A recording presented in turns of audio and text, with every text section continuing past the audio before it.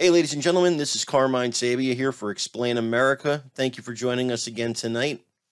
We got all the news about the Steve Bannon sentence today, so we're going to get right to that. But before we do, please make sure to like, comment, and share this video. Of course, if you're someplace where you could subscribe, please go ahead and do that. Also, and most importantly, I think, make sure you're following us at our page, Explain America, on Facebook, and check out our Explain America Lounge. It's filled with a bunch of other patriots, MAGA movement people, conservatives, just like you, who want to just talk to each other and kind of talk about the state of the country. So you'll have a good time there. Just type in the search bar, Explain America Lounge on Facebook, and you'll find us. Okay, so today, U.S. District Court Judge Carl Nichols sentenced Steve Bannon to 4 months in prison. Now, the prosecution was seeking 6 months. The judge settled on 4 months, and it was all based on him defying a congressional subpoena.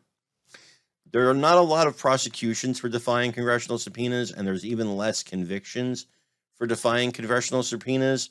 So it raised a lot of questions among people about why exactly Steve Bannon was so special that he was prosecuted, convicted, and then, of course, sentenced to 4 months.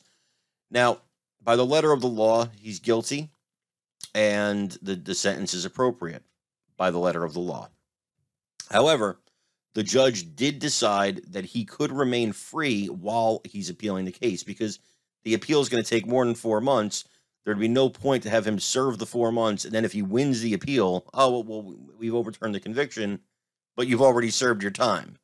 So the judge was smart about that. Now, the judge is a Trump appointee, so we can't, nobody's going to say it's biased or this or that.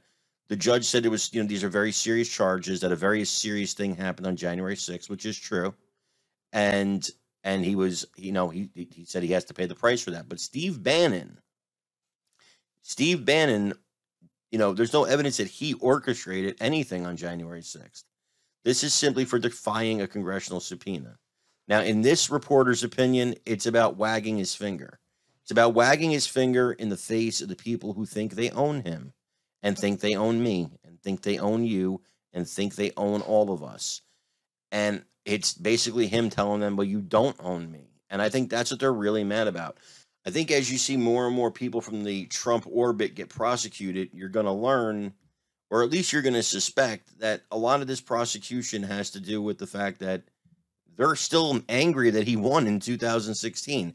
That's, again, just my opinion. Those aren't the facts. The facts are he was convicted, it's on appeal, he's sentenced to 4 months, and he may get that overturned. Those are the facts.